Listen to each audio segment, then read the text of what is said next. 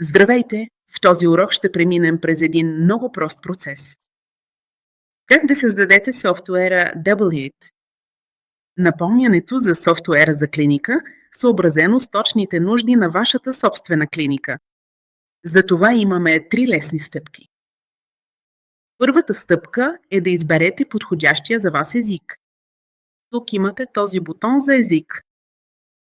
По подразбиране е английски, но можете да кликнете върху това падащо меню и да изберете португалски или испански като предпочитан език, след като изберете, например португалски, ще видите, че новият език е зададен. Така че единственото, което трябва да направите, за да се активира португалския език в софтуера, е просто да натиснете бутона за затваряне на софтуера и след това да го отворите отново.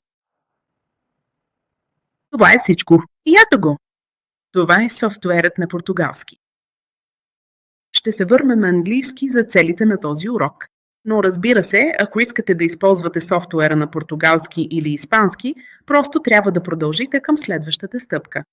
Добре, момчета, следващото нещо, с което ще се запознаем тук, е как да кажем действително съобщение, действително напомняне за нашите клиенти.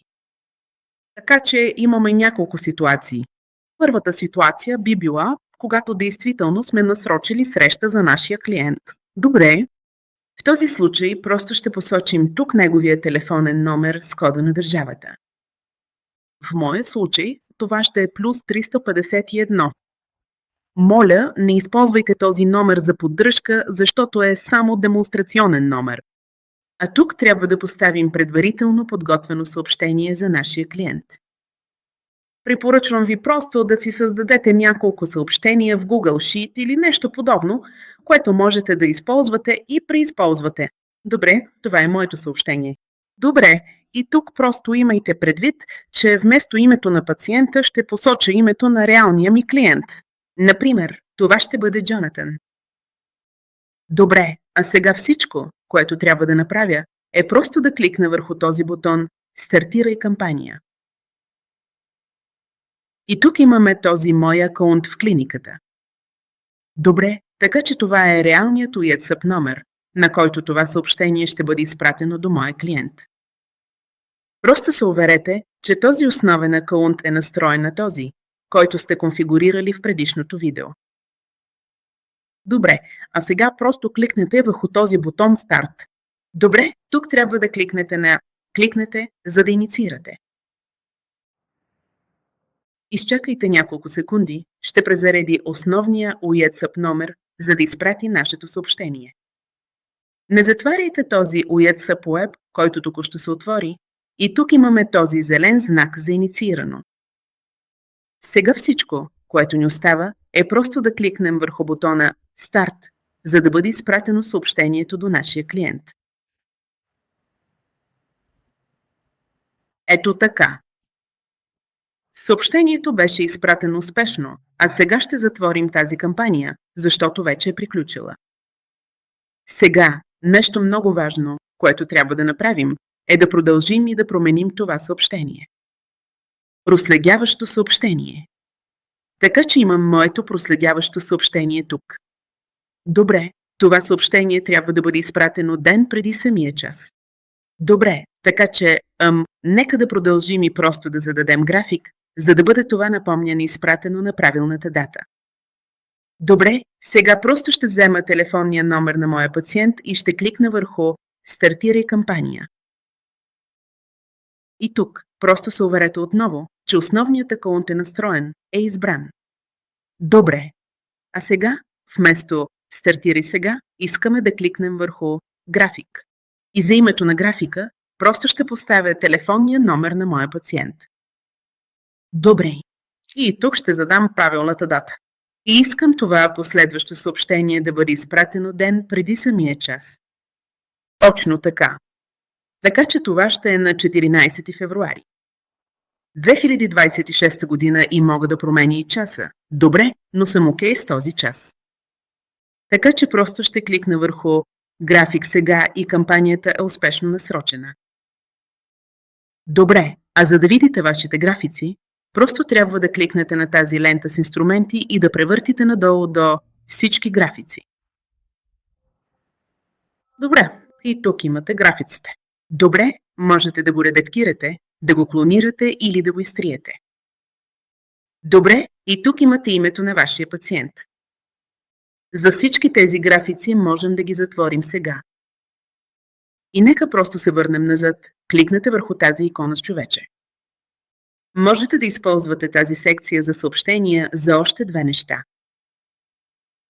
Ако, например, имате инструкции, които искате да изпратите с вашето съобщение, можете да използвате този бутон «Добави прикачен файл». Добре, тук можете да въведете вашето съобщение и след това да кликнете на «Добави прикачен файл» и просто да прикачите тук. Медиен файл или местоположение на вашата клиника, например, или аудиозапис, или видеобележка. Добре, имате всички тези опции тук. Много е полезно за клиники. Така че, моля, използвайте го смело. И още един вид съобщение, което можете да използвате, е да добавите анкета, което е много полезно.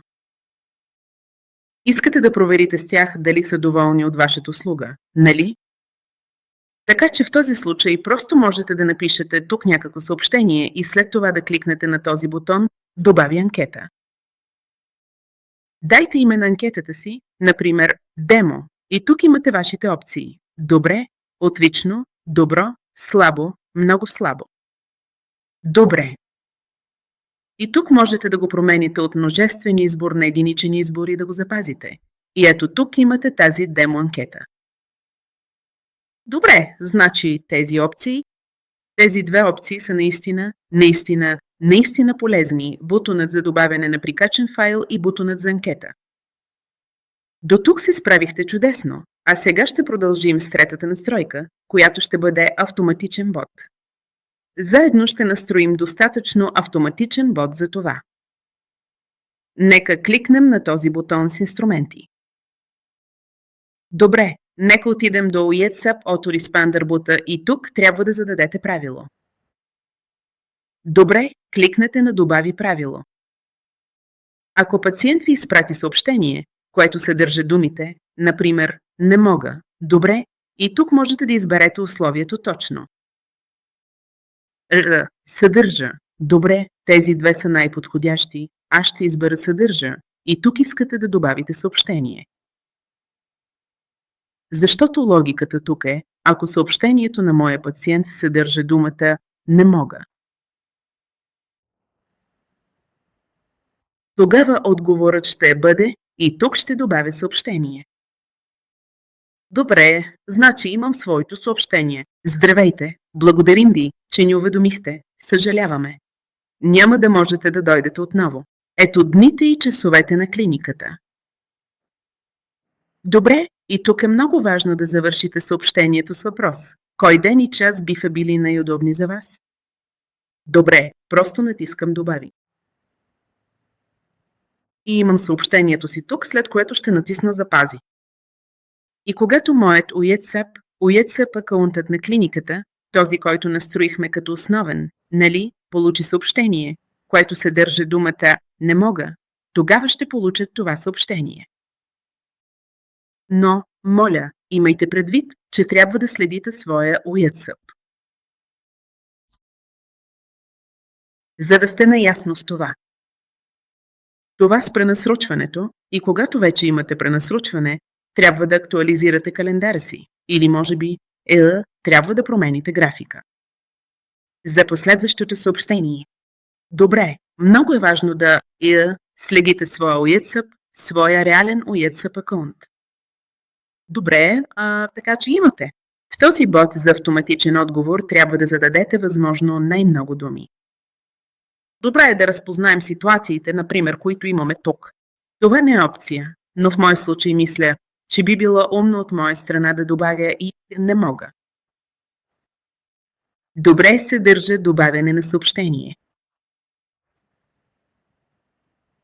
Добавяне на запазване. Така че сега имам два отговора.